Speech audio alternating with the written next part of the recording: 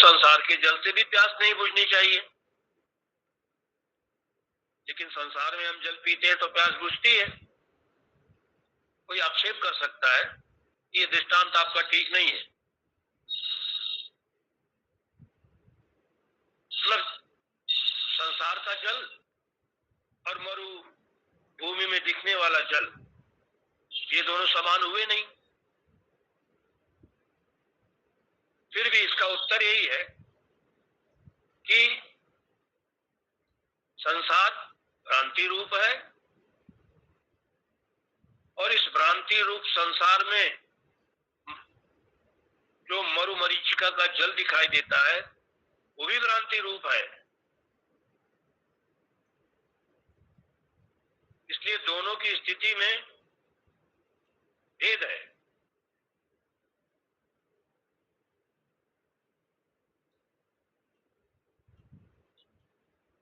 मतलब जगत तो भ्रांति रूप है और इस भ्रांति रूप जगत में संसार में मरुजल भी भ्रांति रूप है, फिर भी दोनों की स्थिति में भेद है।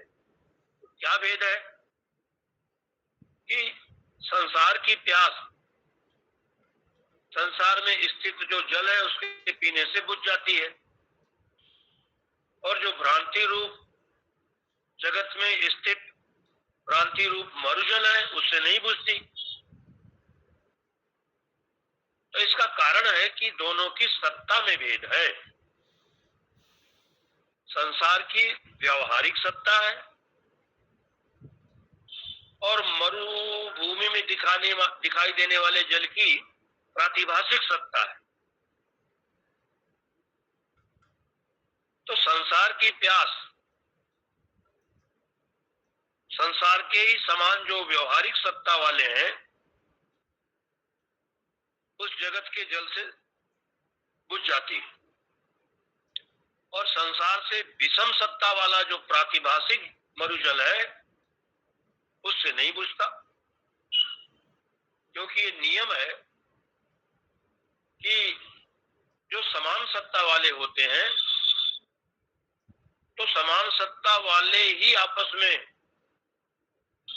एक दूसरे के साधक और बाधक हुआ करते हैं, विपरीत सत्ता वाले नहीं।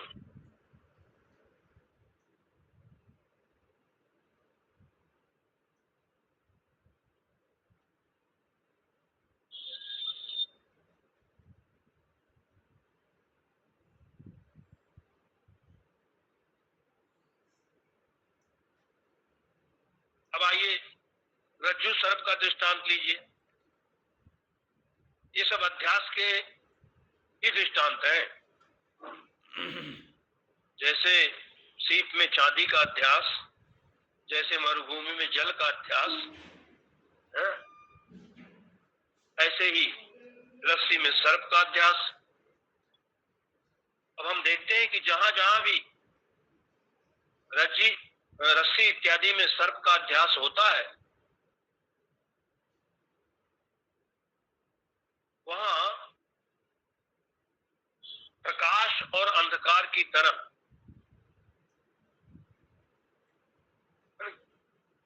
ज्ञान और अज्ञान दोनों की अपेक्षा होती है।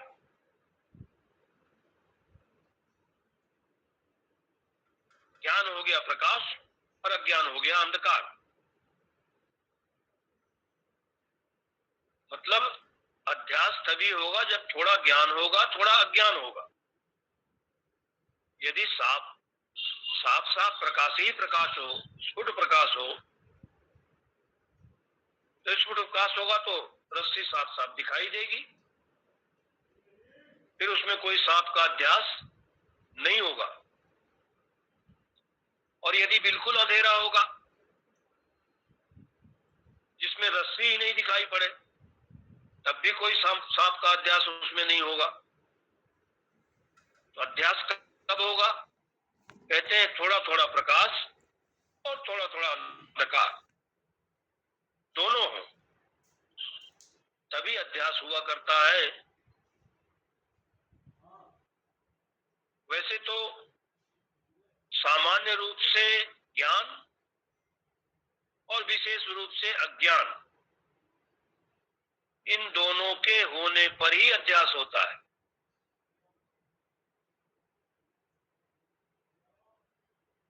सामान्य रूप से ज्ञान, जैसे रस्सी में जब सर्प का भ्रम होता है तो पहले उसमें सामान्य ज्ञान होता है, या कुछ है,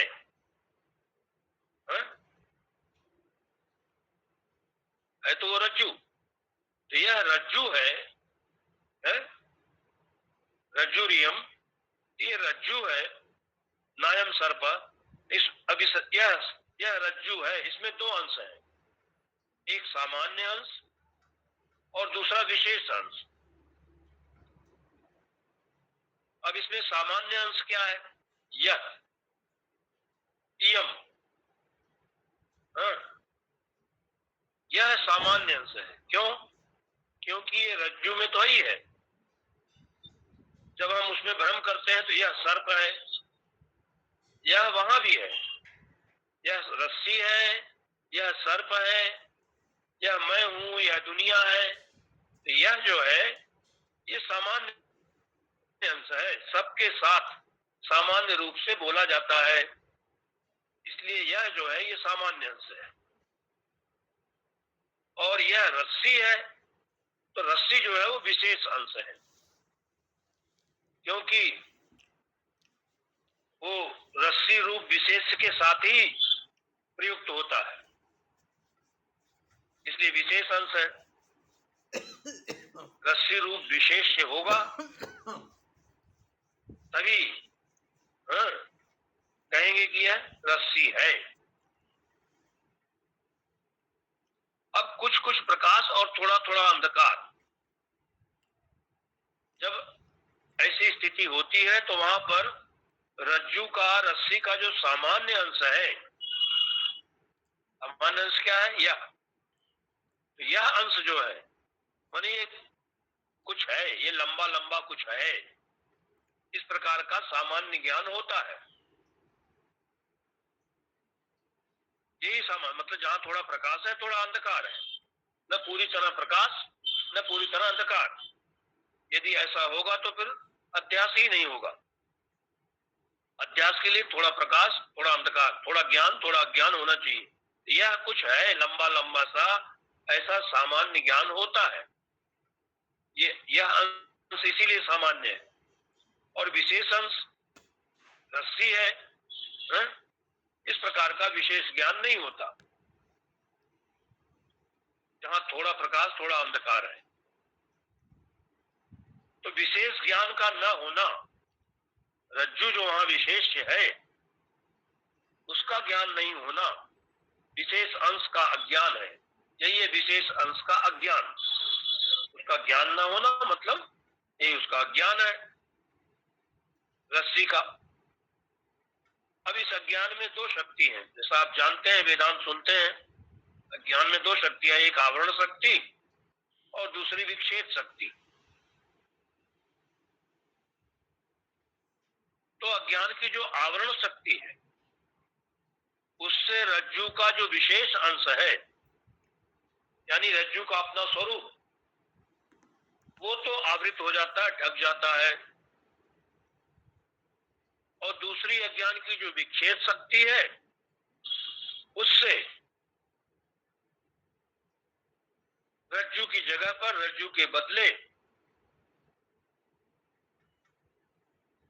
संस्कार के अनुरूप सर्प इत्यादि की प्रतीति होने लगती है।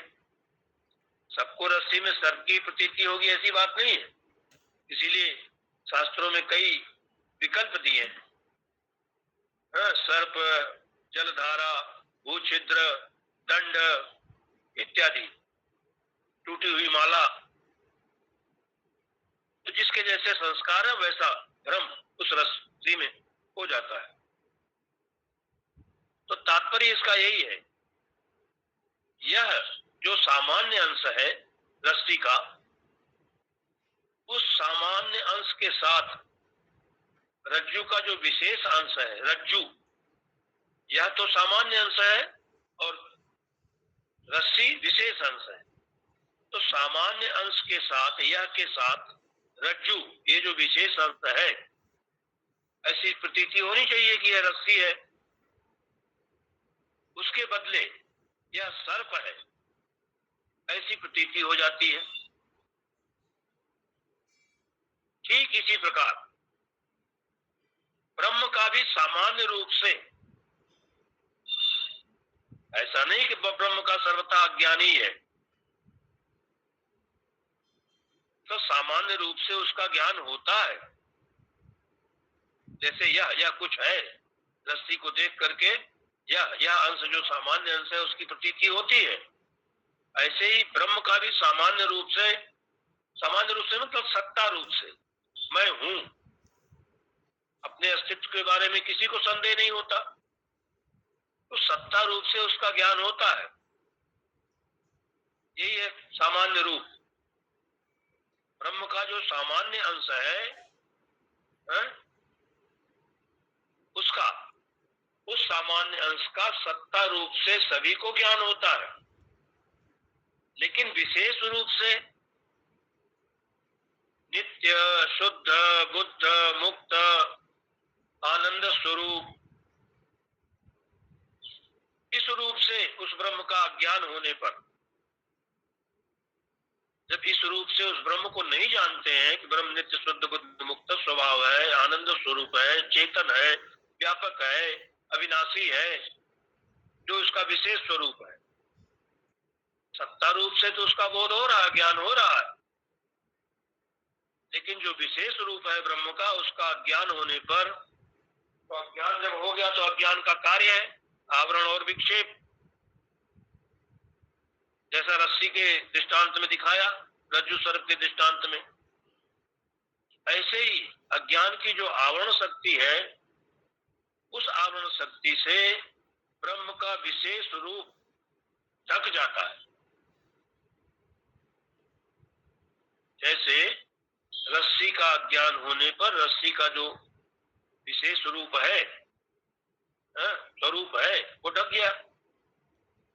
ऐसे ही जब ब्रह्म का विशेष रूप नहीं जाने, ब्रह्म के विशेष रूप का ज्ञान रहा, तो उस अज्ञान की आवरण शक्ति से ब्रह्म का जो विशेष रूप है वो तो आच्छादित हो जाता है, ढक जाता है, आवृत हो जाता है, मतलब उसका दर्शन नहीं होता। उस विशेष रूप का अदर्शन होता है जो ब्रह्म का विशेष रूप है।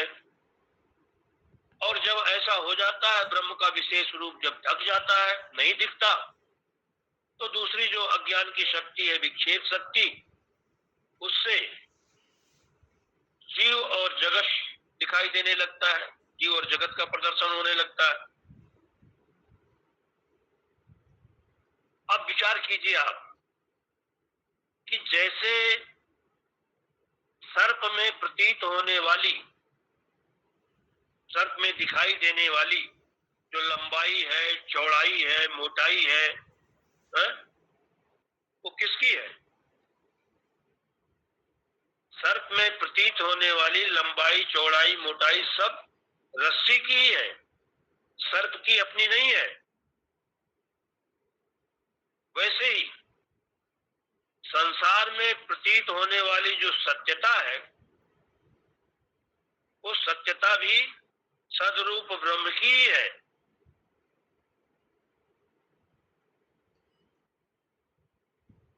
जासु सत्यता ते जड़ माया, भास सत्य इव मोह साया।